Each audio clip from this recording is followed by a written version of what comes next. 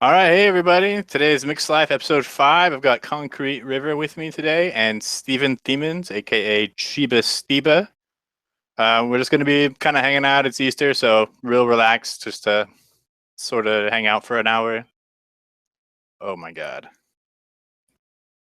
Sorry about that. So I forgot to shut off my fucking stream on the goddamn YouTube. So I was like talking to myself for a second there and it was really freaking me out. Anyways, so I'm just going to go ahead. You can go ahead and unmute your mic, guys, and say hi to everybody. Hey, hello. All right. So, Rick, you've been on the show just one time before, but you had like massive technical difficulties. So, go ahead and say hi to everybody for a second. I'm Rick, otherwise known as Concrete River. If you want to get all Reddit with it, I mostly just taste stuff at this point, but I'm pleased to be here. All right, getting Reddit with it. And there's Steven there with his immaculately groomed beard. I don't know if I'd say immaculately, but yeah, it's looking pretty all right. In comparison, sir, it's much cleaner than mine. So we'll start with Rick. You've had your dogma recipe up on BSTF now from the second place in the DIY or die concentrate or recipe contest. So sales are going pretty good with that. Dave says you're actually beating him right now. Yeah, that was the last that I heard, which I'd like to think validates my entire existence. I'd like to thank everybody foolhardy and brave enough to buy one of the Dogma recipe packs. I tried to deliberately gear the recipe pack to have flavors in it that not a lot of people have sitting on the shelf. So I had kind of a marketing advantage right there. And then later on, I did a couple different spins using that same Dogma recipe base with some added AP, and I made a blueberry cinnamon Danish out of it called Loup Garou, which I'm absolutely in love with. And then Idiot had the fantastic idea of trying to make me do a cherry cheese Danish. So that's the cherry cheese wolf, and that's up there too. And it's surprisingly decent for using cherry, which is generally horrible. So yeah, it's been really fun so far. I think those just came down off the website, but I'm still hoping to have maintained my advantage over Idiot. I like it. And yeah. Steven, you just released a new one today, yeah? I did, yes. It's one I've been kind of sitting on for a little while. Didn't really have a chance to get it up until today. It's actually an homage to Idiot or Dave's longing recipe. I called it Yearning. And it's basically just my attempts to try and get flavor's persimmon palatable. It's such a great flavor, but it's so gosh darn harsh on the throat that it's tough to work with. And so it was a bit of a yearning trying to get that.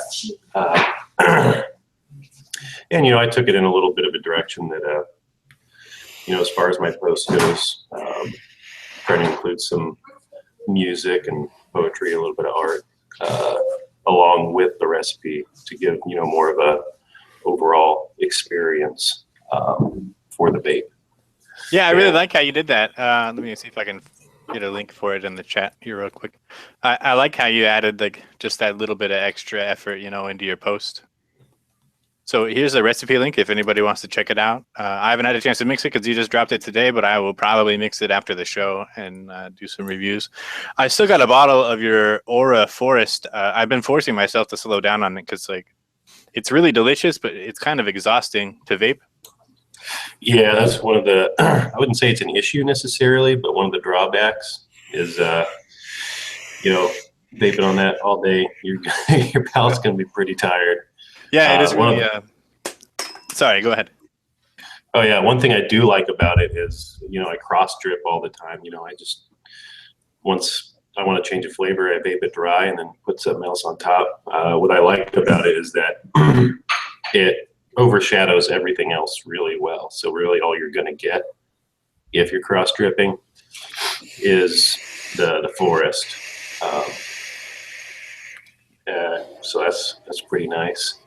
But yeah, I mean, it's funny when you land on one of those all day vapes and then my creative drive for making new recipes is kind of plummeted with that, and like the good strawberries and cream.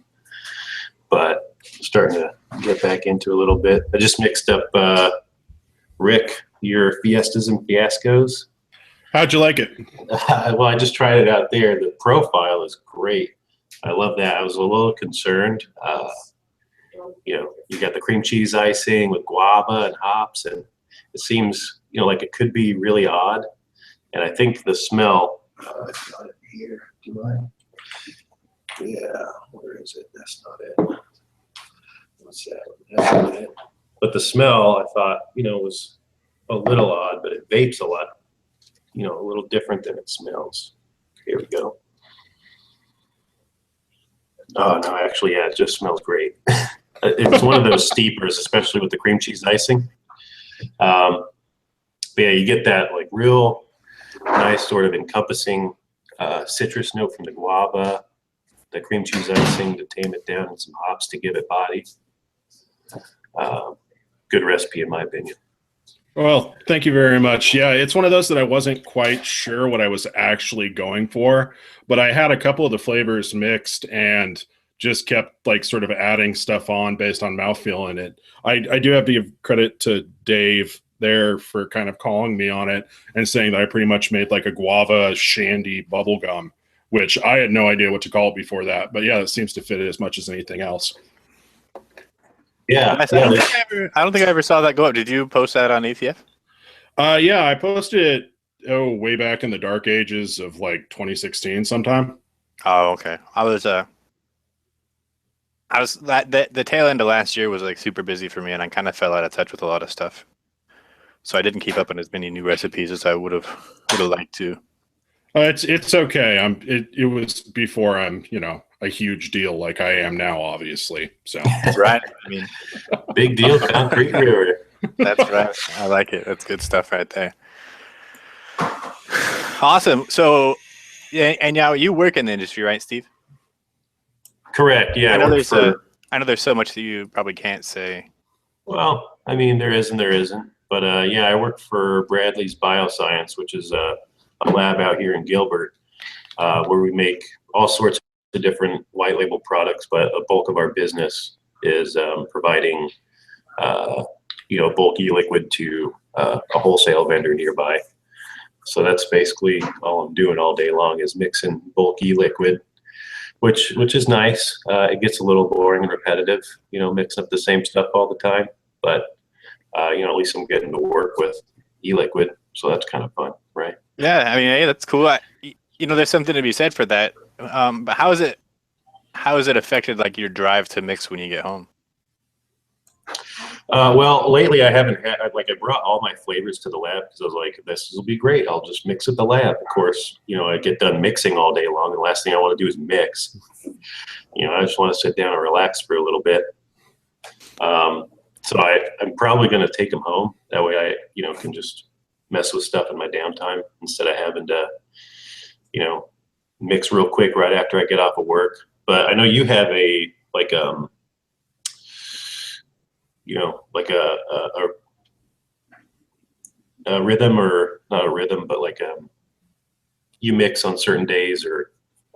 Yeah, I kind of try to stick to a routine because like my work schedule, my work schedule is really inflexible.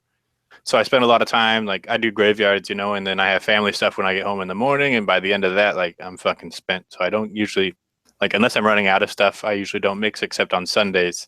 It's usually my mix day. So before the show, like an hour before, 2 hours before, I'll start knocking out the maintenance mixing and then try to finish up at least like one kind of test batch or something new right before. And since I got the whole Flavora line in like 2.5, 3 weeks ago now, I've been just doing a lot of single flavor testing and not as much development as I'd like to. But I want to get through them because I think that there's a lot of potential. There's a lot of winners there. You know, I hear a lot often. I'm in the Discord like every day, and I kind of pay attention to social media throughout because work is really boring. So I read a lot of what people are talking about. And I hear a lot of really like kind of frustrated reviews about Flavora and how they don't taste right or they don't taste as good as they should for $5 for 15 mil. And I think that there's just not been enough community testing to really figure out where they belong. Because every flavor that I've tried that didn't turn out well the first time, I've been able to go back and either use less or use more and come out with more favorable results.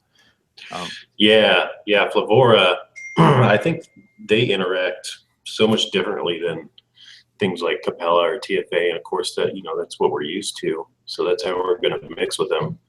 But there's definitely I would say maybe a touch of finesse that needs to be used, or just a different mindset when you're mixing with Flavora. Yeah, you go ahead. Sorry. Okay. I think Flavora doesn't do itself any favors by looking at the recommended mix percentages on their website, because for a lot of these flavors you go through and you actually check out, there isn't much documentation available. So you end up at the Flavora product page and they're suggesting some of these flavors from like 2 or 3% up to 5%, when really it's just an absolute cluster and anything over 0.5%, and so I think if they clean some of that up a little bit, there might be a more positive reception. The other thing, in a lot of their flavors that I've noticed, the stuff that you think would have like some sort of acetylpyrazine grainy note to it doesn't. And so you kind of have to like bring your own crispiness to some of those bakery flavors. And that's kind of a mind fuck for me, at least, like having to think that I have to add something to actually get the full flavor that it says on the bottle. But I mean, overall, I'm fairly impressed. I love a good chunk of their weirder fruits, and their tobaccos are absolutely fantastic. I feel like we're watching them talk on the phone. That's good. Yeah, their tobaccos are just so good. I've tried probably about 4 or 5 of them, and every one I've tried I've really liked. And the other ones that I haven't tried smell really good. I've been on like a Tatanka bender this week. I mixed up like 6 different Tatanka recipes, and excuse me, every one of them has turned out really great. It's a much like fuller bodied RY4, so it's kind of like Soho, but like maybe just with a little more depth. Let's check that one out then. Yeah, I really like it. Yeah, I just put down my first mixes with it, and I'm excited so far. I did the single flavor tester, and I was digging it, but I am kind of a huge fan of RY4 in general lately, so I think it's like a nice logical progression where it's a little bit more complex and robust and less just like dirty caramel, Yeah, like TFA RY4 doubles just kind of like a dirty caramel. But speaking of tobaccos, I think both of you have tried the clove, right? Yeah. I have the tester for the clove here somewhere. I haven't. I tried it when it was fresh. It was a little strong. Got blasted me in the face. I did it like 0.5 standalone. I think it was probably way too much. Oh yeah, that's too high. You want to start at like 0.15. Yeah, definitely. Because it didn't smell very strong. Yeah, it doesn't. So I assumed maybe it was kind of on the lighter side, but it was obviously a bad assumption. So yeah, I think the flavor is good, but 0.5 is too much. So definitely I'll go down to like 0.15 or 0.25 if I work with it again. Yeah, now Rick, you did a review on it, right? What percentage were you using it on your review? Oh, I think on my review I went up to, I usually try to go up to at least 1%, which was a terrible idea. I think I settled on using it somewhere around 0.25 has been my sweet spot, but I tend to go like really flavor blind to clove pretty quickly. And so my clove recipes have a balance problem because I want that big in your face clove flavor while I can still taste it. I will say for Flavora's clove, quite possibly my favorite thing about it was that when I went flavor blind to it, it didn't taste like kind of thin and sour like FA's does. Yeah, it just kind of fades in the background a little bit and just is like another bakery note, but it's really good when you can taste it up front, and then it doesn't get offensive when it kind of dies down a bit, which is really cool. So we just got a pretty good question in the comments today. Just what's the best way to test out flavor concentrates? So what we do, generally speaking, is we just mix a single flavor or a single, just a single recipe with just that one flavor in it. And I'll usually start really low, probably way lower than what's on the recommended range for eliquidrecipes.com. And then just make them standalone, and I'll test them fresh, and then I'll set it aside for a day, come back to it, and test it again. And then if it's too weak, or I'll start increasing the percentages. Concrete River, you've got a method where you just kind of keep track of the math and do it in the same bottle, right? So I'll usually go ahead and put down a tester and then steep it for basically as long as I can before I need to get to it. And then I'll do a lot of my actual flavor reviewing off the steeped version. And then for the concentration testing, I kind of work up from a low percentage and sort of make a special note of how that flavor tastes steeped and unsteeped at the same percentage, and then kind of extrapolate what's going to be happening to that flavor. So it's not 100% accurate, but it also means I'm not mixing 10 different bottles for every single flavor. Yeah, I'm sure it gives you a good enough idea of what it's like at that percent, because that's something that I'll do too, especially if I'm working on a new recipe. I'll start really low, and if I'm like, oh, I could bring it up a little bit, then you just add a couple drops and then shake it up and let it sit. That way, like you said, you're not mixing up 10 different bottles every time. Yeah, because it just gets super muddy, and then you get too busy. Just for one flavor. I don't have that kind of 10 bottles per flavor money right there. Yeah, it gets to be a lot of bottles. Oh my God. I don't have them at my desk, but I have like a huge bag of 10 ml bottles I bought from Alibaba like 3 or 4 years ago. They were like a nickel a piece or something. You have to buy like 1,000 of them. So I have like literally tons, hundreds of thousands, probably still 1,000, close to 1,000 bottles. I maybe used 150 of them so far. That's crazy. Yeah, I used to just reuse my glass 15 mils, but now I got access to hundreds upon hundreds of 30 mils that would otherwise be basically thrown away. So that helps, but I'm going through too many. I'll probably start recycling them again because I hate wasting like that.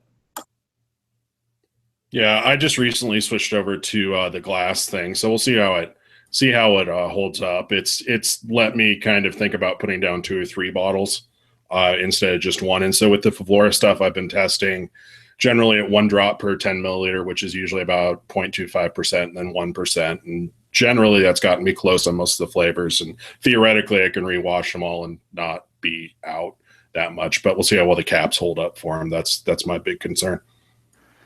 Yeah, you just have to be careful when you're washing the caps. Like if you take them apart and wash them, it seems to cause less wear and tear. Like if you pull the dropper out of the bottom of the rubber thing, Oh, I just went with the straight polycone caps. I figured I don't have time to break everything apart. Hey, the polycone caps work really well too, and then they actually store better that way. Yeah, for sure. If you're steeping for a few weeks, you definitely have a little less flavor loss because it's kind of natural when you have the rubber top caps like these. You lose a little air in them after a while. Right on. So I'm going to make this public, but I don't have a title for it yet. So I've got this new mix that I was working on today. Well, actually, I've been working on it for a few weeks. Let me wait for it to say, hurry up. Got DLR slowed. Normally, I would have just put this on ATF, but I wasn't 100% sold on it, but I've been sitting here vaping it for the last, half hour or so. I'm pretty happy with it. Oh, come on. TBD. Every Sunday. Yeah, TBD, so to be decided, because I haven't been clever enough to think of a title. I'm actually really bad at that. That's probably my biggest fault as a mixer, is that I'm really fucking terrible at naming my flavors, my juices. I'm bad at it. Yeah, me too. I go through phases where it works out really well and I get, great flavor and theme, but a lot of times I just think of a really fun profile and I go for it. Half the time when I'm working on the recipe development, I just I start with a single flavor tester and then I'm like, well, next I'm gonna go here, and then next I'm gonna go here until I'm at 4 or 5, and then I'm happy with the end result. Yeah, that's where really knowing your flavors, like Mr. Concrete over here, he's been pumping out flavor reviews like crazy. Oh my gosh. But that's where it helps knowing your flavors, because you can vape something and go, oh, you know what, this would probably pair really well with this, and you already know a percent to start at. So for anybody that doesn't do single flavor tests, you need to do that. It's going to help you tremendously. Yeah, that's really like the key to developing recipes. I think more than anything else is that you just take the time to learn your concentrates the way they are. You know, like test them as thoroughly as you possibly can, and know like, I mean, you're always going to run into like some interactions that don't work the way you think they're going to be. Yeah. But generally speaking, once you've got a really solid grasp on all the flavors that you have, you'll know what's going to work together better. And then, I usually just start, like I said, with a single flavor. And then I think, I think I'm going to add a little bit of this, and then I go on, and I do like 2 main notes or 3 main notes, and then start dropping in a few additives to kind of dress up the main flavor. So I'm going to go ahead and drop this. TBD is it's a guava recipe, a guava lychee recipe. And then the honeysuckle just provides like a nice kind of sweet, like wet base, so it's kind of juicy. And then the elderflower actually adds it's a slightly dry floral flavor. It doesn't stand out very much at 0.25. I could probably take it up to 0.5, but I think that at that point it might go the way of grandma's perfume. So I think I'm happy with where it stands at 0.25. It's just barely perceptible. And then the sweet coconut just the sweet coconut adds a nice, like, kind of sweet finish to it. I'm really having a hard time keeping my stupid chat open the way I want it to today. So I can't see what people are talking about. But I only have, Cincinnati King. You can totally just mix 10 mils in a bottle, especially if you're mixing by weight. That's super easy. And, because it's not going to last long enough for that extra headspace to really cause you any serious damage. And the benefit to that is that you'll be able to shake it really super well because you have all that extra headspace for the liquid to move around in. Oh, yeah. Good idea. I do that when I mix too in glass. There's something to be said for that. If you're mixing in glass and you're using dropper tops, keep a couple polycone caps or just whatever caps fit on the top of your 30 ml bottles to put on the top when you shake them, because it saves you that extra headspace for your liquid to move around in when you're shaking. So you can fill your bottles a little fuller, and then you get a better shake out of it. Good idea. I won't do the Wayne flick of the wrist face for you though today. I'm gonna do that. That's a disappointment. Right? Yeah. I still have a screenshot somewhere of that. He's got like 2 of them, and he's got like this insane face, and he's got his like Harry Potter glasses on. It's pretty good. That's funny. Talking about layering, different flavors and how you build your recipe. I think it was you, Kopel. You were talking about how Flavora you kind of need to work with a little bit differently in your experiences. Instead of like, oh, I want this strawberry, so I'm going to do this one. Like strawberry ripe, and then strawberry shisha with a little bit of red touch. You were saying Flavora is like kind of like you don't really need to add too many accents, and that's where people might have some trouble. So I talked about this a little bit on the last show, and I'd be kind of happy to expand on it. So Flavora recipes or Flavora flavorings tend to be really nuanced and complex as standalones, right? So like their red apple is a really red apple, but it's got like a lot of different like little nuances that maybe the other flavors don't have, and I think that when you try to add too much to them, you get to a point where you hit diminishing returns, and it just creates kind of a muddy mess instead of like highlighting those nuances and complexities that I really enjoy in all these Flavora flavors. When you drop it in a 9 or 5, even 7 flavor recipe. Yeah, I'd say even 7's pushing it for Flavora. Yeah, I feel like 4 to 5 flavors is probably more than enough. And 5 really only if you're going super low on 1 or 2 of them. Yeah. They all kind of seem to be operating in the same space in a recipe too. I've found like you can't reliably count on any one of them to sort of sit in the top notes and one of them to sit low. They're all sort of just straight down the middle, and so you've got some issues if you want to go ahead and add some lighter accents with Flavora. Yeah, I'd say that's a good point. I hadn't really thought about that, but they do seem pretty they kind of run the show, so to speak. So they're bossy. Vex just asked which is which. So the extra hairy guy is Kopel. The slightly less hairy guy is Cheeba Steeba or Steven Thiemens. Yeah. And the mustache The The rockin' mustache right here. Mustache Guy's Concrete River, or Rick. How do I say your last name, dude? It's Heggy. Heggy? Okay. I'm really bad about that. I'm really super bad about it. It's okay. So the less we have to use my last name, the better. Flavora Cream. I think 1% is generally. Flavora Cream, yeah, I'd say around 1%. I usually start at 0.75%, and then you can bring it up a little bit if you need to. But yeah, 1%, 0.75%. I found 1% to be a good starting point for just about all the Flavora concentrates, just to get an idea if you need to bring it higher or lower. Fucking Vex. I knew it was you in the Star Wars shirt and Star Wars poster. I just talked to Vex last night for like an hour on Discord about Star Wars, like extended universe, serious nerdery. So yeah, I kind of, it's all good. I kind of abuse Flavora Cream. Like, I deliberately misuse it sometimes too. It's really handy for kind of taking down some of your like sharper acidic or like floral notes that you kind of want to get rid of in a fruit. So if you start to push it up past that 1.5 level, it kind of like makes the recipe sit down a little bit lower. And so that's kind of useful in its own right, but it's probably not, the intended use. Well, the interesting about that cream is when you start bringing it up, you also get some, more interesting flavors. Like, I remember I took it to 3% one time, and it tasted like horchata, which, I mean, was good, but if it's a cream flavor, why does it taste like horchata? But have you guys messed with the sweet cream yet? No, I just saw that you used that in the newest recipe you just dropped, and I've been meaning to chomp at it, but I get kind of nervous whenever I touch a new sweet cream flavor because it's really cheesy.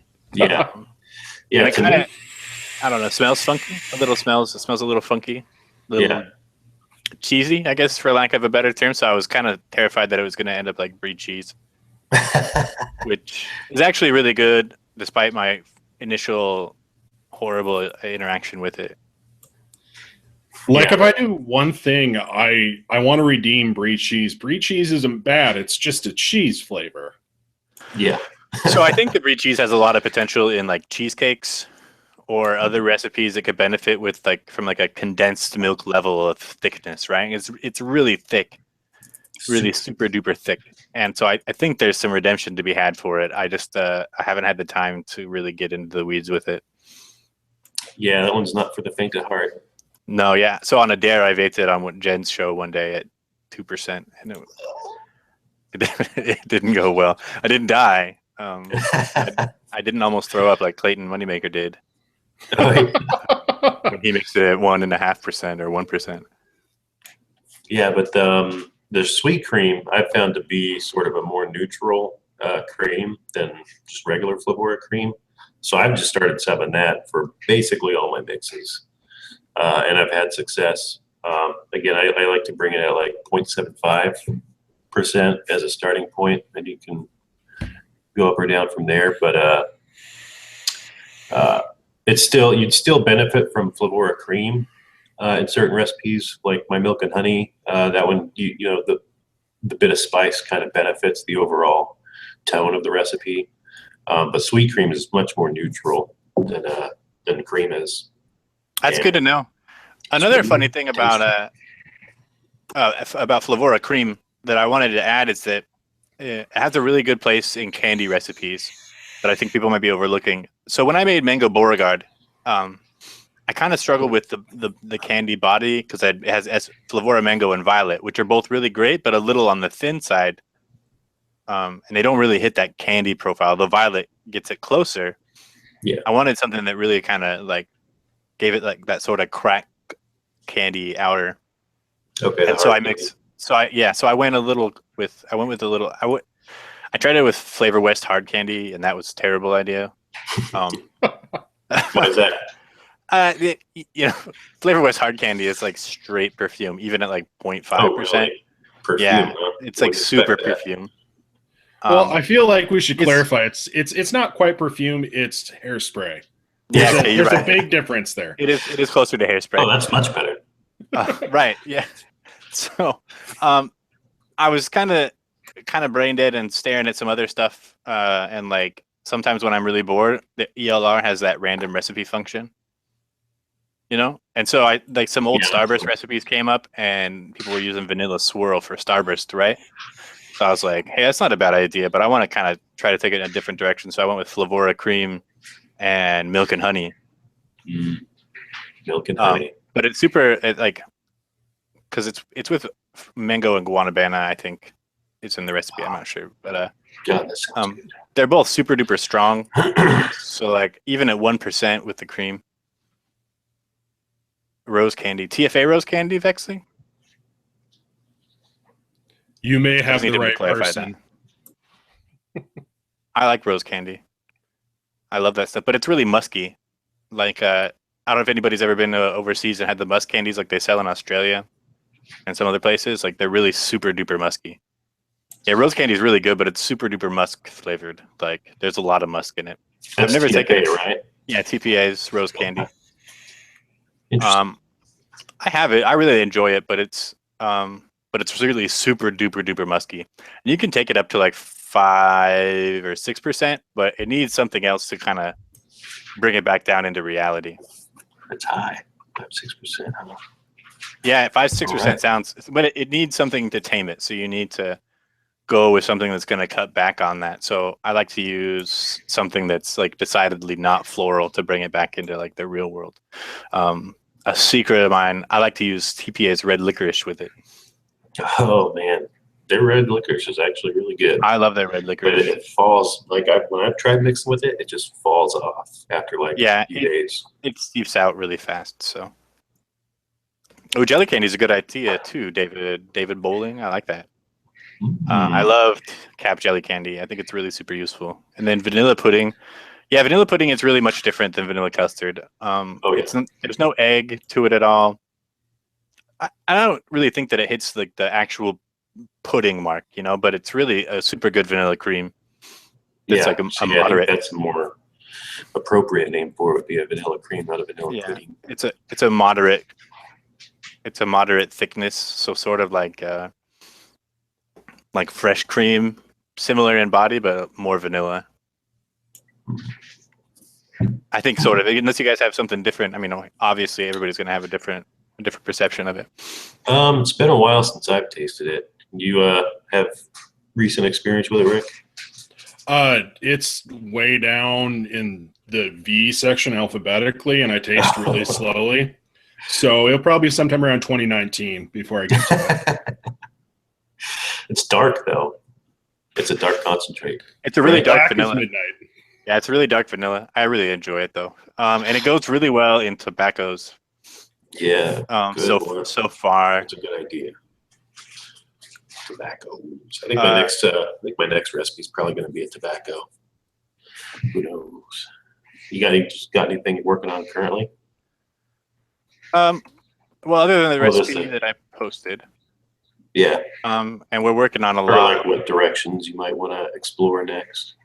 Well, I think right now, with springtime and summertime coming, there's going to be I got a whole new batch of floral recipes coming out in the next like probably 3 weeks or so, 2-3 weeks. So,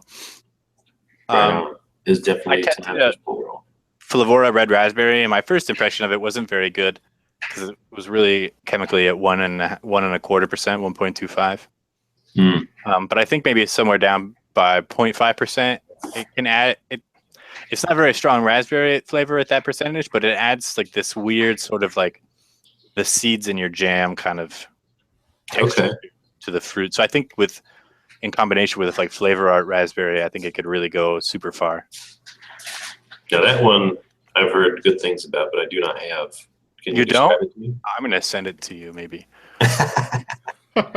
You really need it. So flavor art raspberry is a little thinner on the body, but it's ultra sweet, like moderate realism, and it's got like a nice like kind of heady floral top note that's really super nice. Okay. I literally put that in everything. I started out not being able to taste strawberries, and so that was like my default substitute was, hey, let's make it a raspberry vape. So I go through a ton of that stuff. That's good. Yeah, I think the only raspberries I have are Univera's raspberry concentrate or whatever, and then the one for rhodonite, and then TFA's raspberry sweet, which is a pretty good raspberry.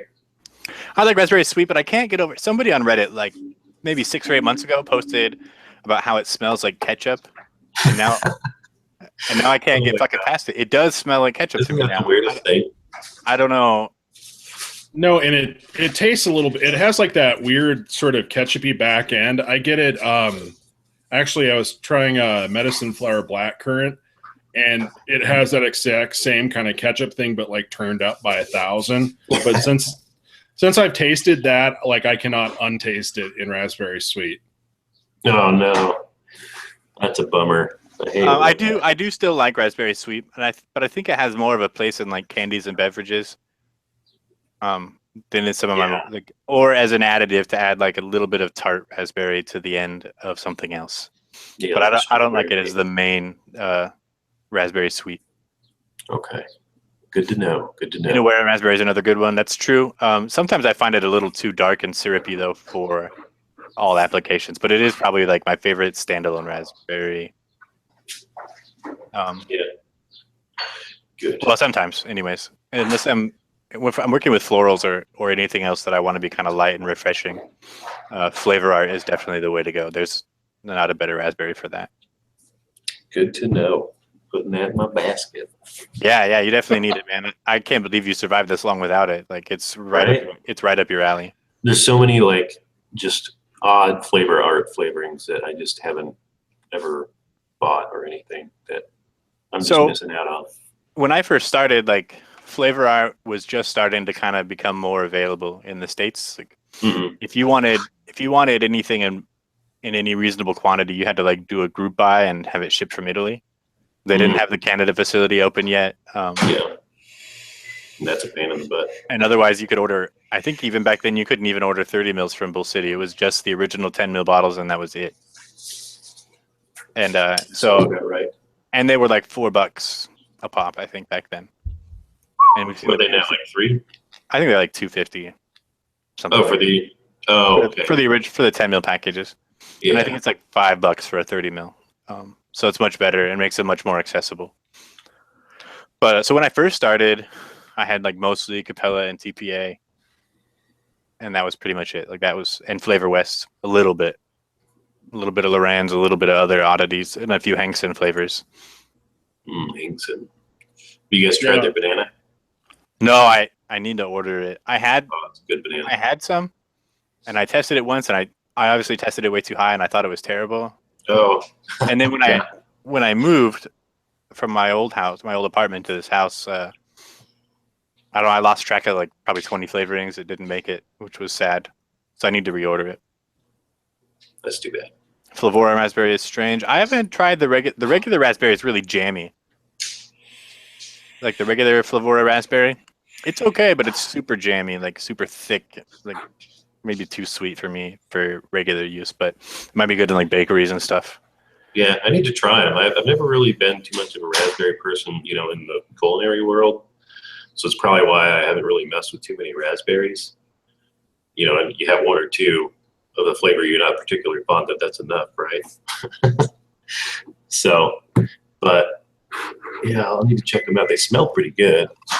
I kind of fell in line with Rick. I still struggle with strawberry flavors. A few of the Flavora strawberry flavors have been the first ones that I can taste like really clearly strawberry. Yeah. Like TPA and Capella's. I might get a faint hint of strawberry every like 5 or 10 puffs, but then it's gone again. Yeah. They taste good. They taste like fruity, but it's just like a generic red fruit. Nothing like specifically that says this is fucking strawberry, right?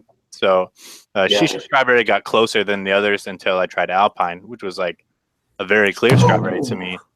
Strawberry is bright and clear. Oh yeah, you're not missing this one. Alpine is like super bright strawberry that you can't miss. I don't think anybody could. I mean, it's possible, I guess, but I think it's something different in the way that I haven't seen their breakdown, but Flavora, I mean, because most of the other Capellas and TPA strawberries are all like really maltol heavy. Yeah. and I think that might be what causes it for me, anyways.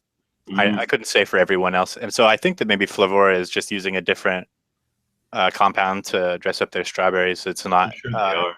that's not so maltol centric. Because so far I've been able to taste their Alpine, and then the strawberry filling has worked out really well. Strawberry Smash is good, but it's really thin to me. Yeah, out of all their strawberries, they just missed the mark for me, except for Alpine. Yeah, no, Yeah. Alpine's super good. It gets that really sharp chemical bite when you take it a little too high. Yeah, you don't New want to go too nicotine high. flavorings. The only new nicotine flavoring I have is their patchouli I vanilla. have all of their flavorings. Do you pretty really? much. I love Yeah. their vanilla patchouli. Yeah. Oh, their vanilla patchouli, hands So down. fucking Just good. get that straight. The great thing Uh, about new nicotine is that all of their flavorings, they're just intended as one shots, right? Great for new mixers. That's actually how I got into mixing. Was I purchased like the whole line of flavors from new nicotine. But like there was probably only like half of them that I really liked, but I also didn't know how to mix. So I was probably taking them way too high, and I know I was, because I would mix it a little. I'd mix it, and then people would be like, "Oh, this is great," and then I would put a little higher, and they're like, "Oh, now it tastes weird." And so like their creams I didn't like, but I think I was going too high with them. The banana cream pie was good. Their chocolate, I didn't really care for it, but I probably was mixing it too high. I think if you took it lower, it'd be good. I mixed everything at 5% basically, just because I didn't know what I was doing. It was like 1 mil and they have a tamarind. yeah, tamarindo. It's good actually. I like that one. How accurate is it to like a traditional tamarind? Is it like a candy? Or? I've never had it, so I couldn't tell you. The only tamarind I've really had is like the ones covered in chili. So now they do have in fuego, which is like a capsicum concentrate, which is just heat. But right. yeah, it tasted different than like a green apple. But it was good. I liked it. But my absolute favorites were the patchouli vanilla, blueberry mojito.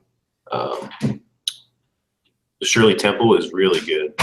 Best I've tried to date. And what was the other one? I think there was one other one, but I can't remember it, that I really, really liked.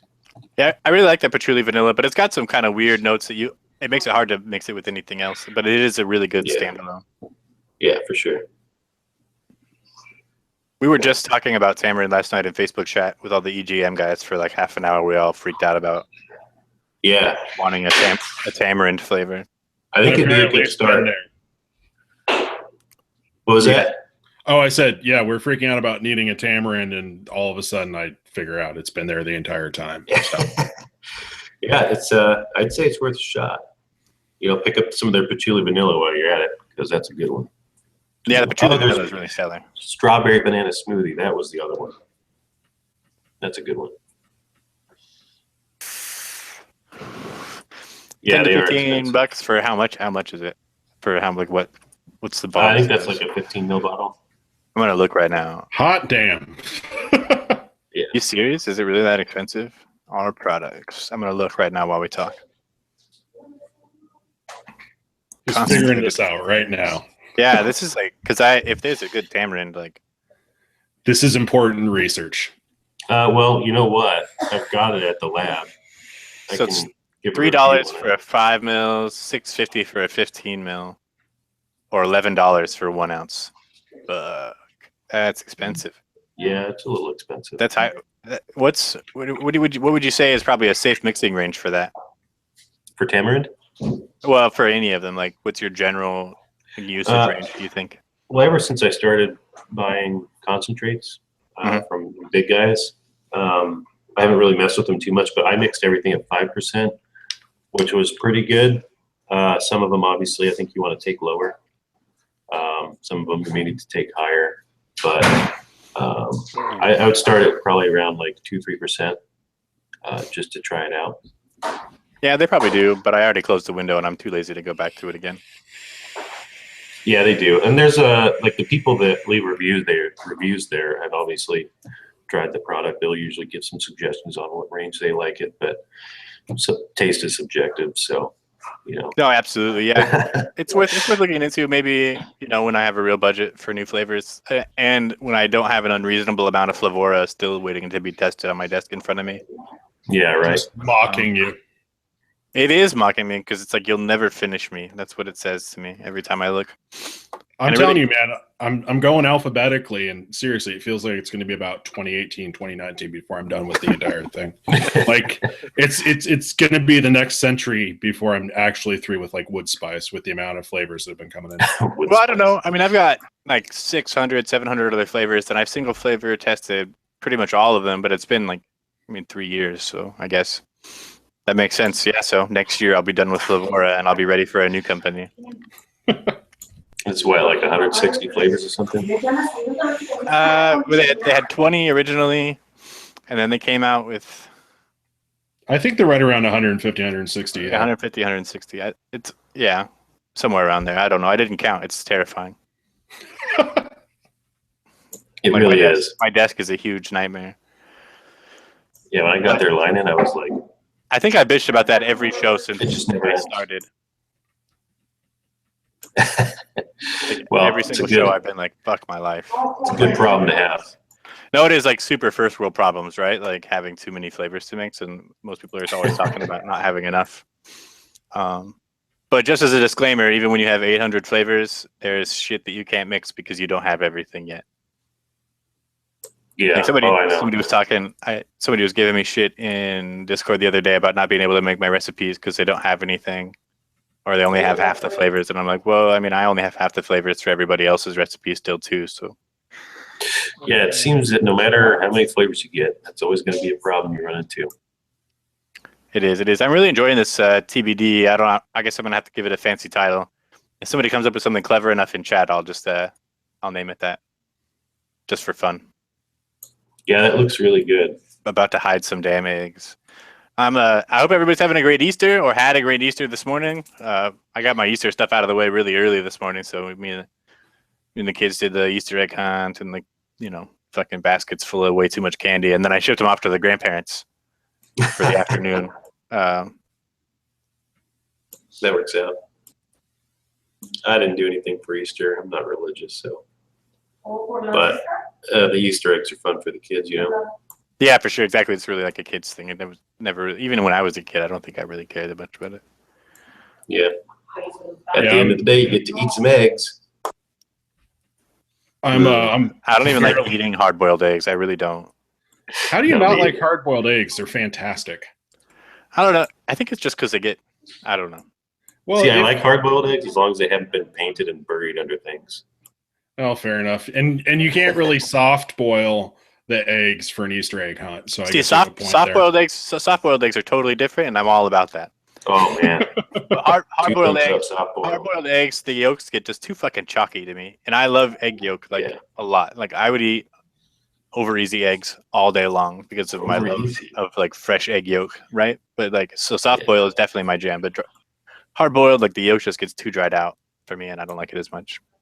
Yeah, it needs like a teaspoon of salt for me to eat the whole thing. I know, right? No eggs. Speaking of eggs, you tried Flavora eggnog? No, that's the one that's on my list because nobody's made a good eggnog yet. I've been working on. I've been working on a recipe called rum Kopel, which is like a rum raisin sort of thing. There's also it's kind of like a Latin eggnog. But the main ingredient in it is Flavora's eggnog, which is really good. So you think standalone it's fairly authentic, or at least closer than Kopel did the other eggnog that was like vomit inducing? The eggnog standalone is pretty good. I'd say you could probably get away with just doing Flavora eggnog at like 2% and baking that. I've tried it with TFA's holiday spice, but it gets a little too dry with that holiday spice. What about like FA cardamom? At and a little bit of clove. You tried that? I haven't. Cardamom, like how low do you think? Because cardamom, in my experience, anything more than like 0.15%, it's all I'm getting. 0.15 might actually even be pushing it. Like I'm thinking like 1 or 2 drops per 30 mil. Yeah. Okay. You know, just enough to get it in there, but like cut it off at the smallest amount possible. Yeah, and I really want to start working with like clove and rich cinnamon at really, really low percents, because just having them in there at like really low percents just gives it this nice like warm accent that you don't really know is clove or cinnamon, and it just tastes great. So Vaxling in the chat brought up Shisha Punch by Inawera. That stuff's absolutely fantastic for like an eggnog spice too. I actually get a little bit of cardamom off that. It's like a combination of cardamom and like a mulled cinnamon flavor. It's absolutely fantastic. I used that and eggnog actually in like a ginger spice cake that I ended up sending off to the Mixers Club that did fairly well. It needs some tweaks, and I'll bring it out when it's like seasonally appropriate or whatever. But it gets you pretty way for like a nice, not overbearing holiday spice mix. Good to know. All right. Who's gonna rage yell? I don't know. I don't know what I was talking about. But yeah, I need to get that Shisha Punch and the Wild Rose. I need to put in a Inawera order soon. Wish it wasn't a pain in the ass to fucking order direct from them. Where I didn't have to wait so long. You know, what you could do is for people that don't really have many Inawera flavorings, you could go to their site, and if you buy over $300 worth, I know that's a lot, but if you want to get like their entire line or whatever, use the code WSALE, and it'll give you a wholesale discount on your order. I think it's like 15% or something like that. That's good to know. Yeah, because that's probably how I'll end up doing it. Is I'll just wait until my next big, like extra big check from overtime, and I'll just order the whole thing all at once, because there's a bunch of their stuff that I really want to test, or stuff that I see going around, like obscure flavors, like the rest of the shishas. Like Shisha Banana, I hear talked about pretty often that I haven't had a chance to try. The Shisha Punch, and I need more Shisha Rosemary. If nobody's tried it, it's really good. Yeah, that sounds like it'd be pretty good. It's just kind of a really like smooth-bodied like shisha with kind of like this, you know, that sort of like sweet savory note that not sweet, but that sort of like semi-savory note that Inawera Two Apples has. I haven't used that one. It's kind of like this. It's kind of like got this like, I'm not sure how to explain it, but it's just got like a hookah type body, right? Like a hookah flavor type body, where it's got that sort of like cloudy density to it. I'm not sure how to describe it exactly, but the rosemary is really nice, and it's not at all dry. Oh, that's good. Like so many other like herb flavorings, like Zen Garden. Spices just get so dry, man. It's such a bummer. But I mean, it's okay. Usually you counterbalance with a little cream or cactus or something like that. Or lavage. Or yeah, so that's another one that I need to fuck with some more. It's got a lot of potential for tobacco mixes, I think. Oh, that's all right, Jen. Don't worry about it. You know, you're saying ordering it sometime. You were saying it's super juicy, right? Super wet. Lovage? Yeah, it's like ultra wet. Like, I don't even know how to describe it, but it's really dark and vegetal, so you need to like cover up the vegetal notes with something else. So it's a little more strong. Because standalone, it tastes kind of like wet salad, you know? Yeah. You know, it's funny. Every time you say vegetal, I always think of Vegeta if he were a vegetable. Me too. Exactly what I think of. I've always thought it was pronounced vegetal, but that's hilarious, and you should keep doing it. That's good. I don't know. I mean, as an American, I don't ever think about how I'm supposed to pronounce stuff. Like, I feel like could be right. I don't know if I'm, if that's right or wrong. I think it's my goddamn duty to say things the wrong way. Vegetal. I don't think I've ever even heard anybody say vegetal before. Mm-hmm.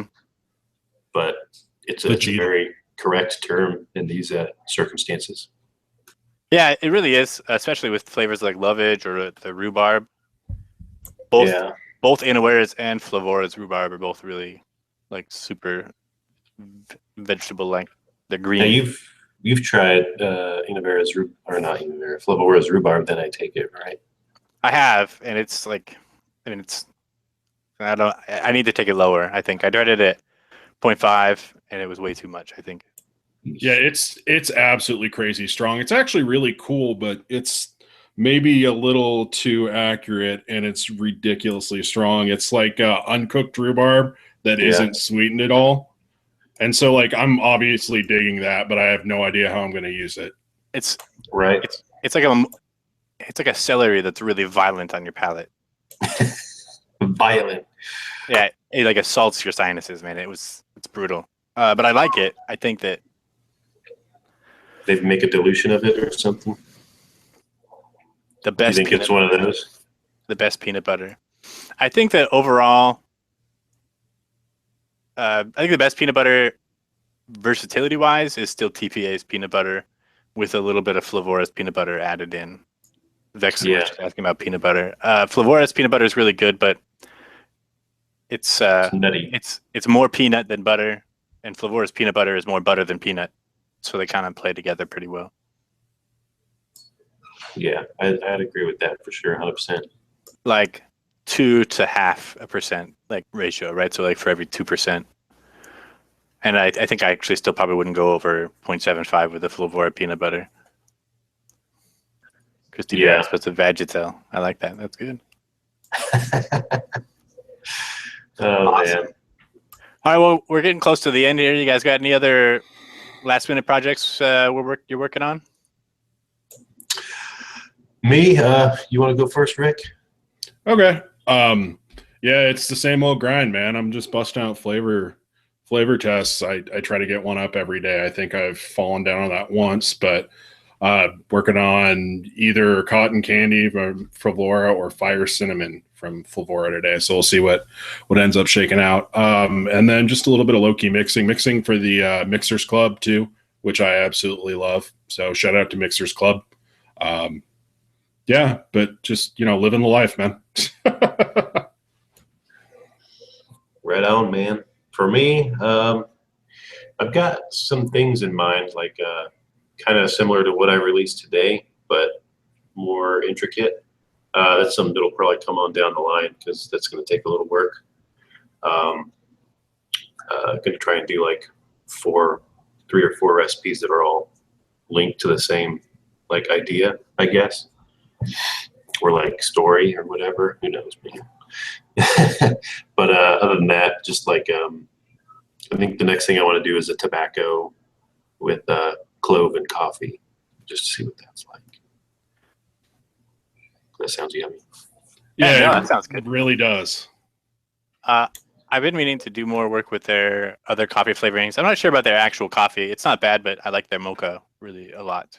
I think it's got a lot of potential. Shade actually is a really good tobacco bordering on coffee flavor. It gives me a lot of coffee. Oh, really? I haven't got to their Connecticut shade yet. It's the only one that and their cigarette line I haven't messed with yet. The ones with like cigarette in the name. Yeah. But they smell really ashy and authentic, and it's not really something I'm all that interested in. I'll still give them a whirl at some point because there might be some hidden secrets in there. Oh, for sure.